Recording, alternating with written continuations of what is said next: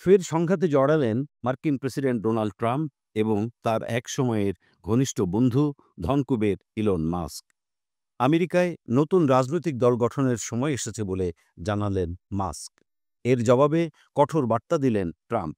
তিনি বললেন, ভর্তুকির ওপরেই টিকে রয়েছে মাস্কের প্রতিষ্ঠান। ভর্তুকি না পেলে ব্যবসা বন্ধ করে তল্পিতল্পা গুটিয়ে মাস্ককে দক্ষিণ আফ্রিকায় ফিরে যেতে হবে। মার্কিন সংবাদ মাধ্যম নিউ ইয়র্ক পোস্টের এক প্রতিবেদন থেকে এই তথ্য জানা যায়। প্রতিবেদনে বলা হয়, এবার প্রথমে আক্রমণটা শুরু করেন মাস্ক। তিনি এক্সে এক পোস্টে লেখেন, যদি ব্যয় সংক্রান্ত খেপাটে বিলটি পাশ হয় তবে পরের দিনই আমেরিকা পার্টি গঠিত হবে।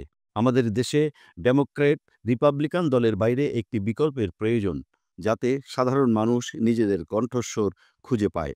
এরপর নিজের মালিকানাধীন সামাজিক যোগাযোগ মাধ্যম ট্রুথ সোশ্যালে ট্রাম্প লেখেন, মাস্ক যে পরিমাণ ভর্তুকি পেয়েছেন তা হয়তো অতীতে আর কেউ পাননি। এই ভর্তুকি না পেলে মাস্ককে হয়তো ব্যবসা বন্ধ করে দক্ষিণ আফ্রিকায় ফিরে যেতে হবে।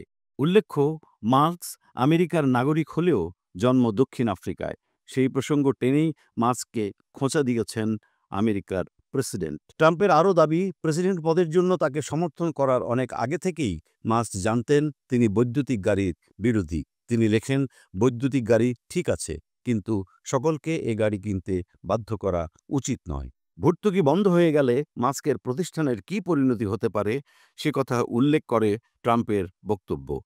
আর কোনো রকেট উৎক্ষেপণ, উপগ্রহ বা বৈদ্যুতিক গাড়ি উৎপাদন থাকবে না এবং আমাদের দেশের ভাগ্য ফিরবে। হয়তো আমাদের সরকারি দক্ষতা বিষয়ক দপ্তরকে এটি ভালোভাবে, কঠোরভাবে দেখার জন্য বলা উচিত।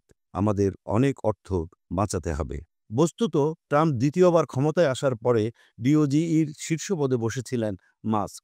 তবে সম্প্রতি দুজনের মনোমালিন্যের জেরে আমেরিকার প্রশাসনে এই পদ থেকে সরে যান মাস্ক। ট্রাম্প ও মাস্কের মধ্যে সংঘাত যখন চরমে উঠেছিল, তখনও মাস্কের মুখে আমেরিকা পার্টি নামটি শোনা গিয়েছিল। ওই সময় সোশ্যাল মিডিয়ায় একটি ভোটাভুটির আয়োজন করেছিলেন মাস্ক। সেখানে তিনি প্রশ্ন রাখেন যে আমেরিকায় একটি নতুন রাজনৈতিক দল গঠনের সময় হয়েছে কিনা। মাস্কের এই প্রশ্নের উত্তরে ইতিবাচক উত্তর দেন ৮০% মানুষ। আর ভোটের সেই ফলাফল সম্বলিত পোস্ট শেয়ার করে মাস্ক লিখেছিলেন, দ্য আমেরিকা পার্টি। তা নিয়ে পরবর্তীতে মাস্ক আর কিছু খোলসা না করলেও অনেকেই মনে করছিলেন নতুন দলের নামকরণেই ওই শব্দটি ব্যবহার করেছেন তিনি।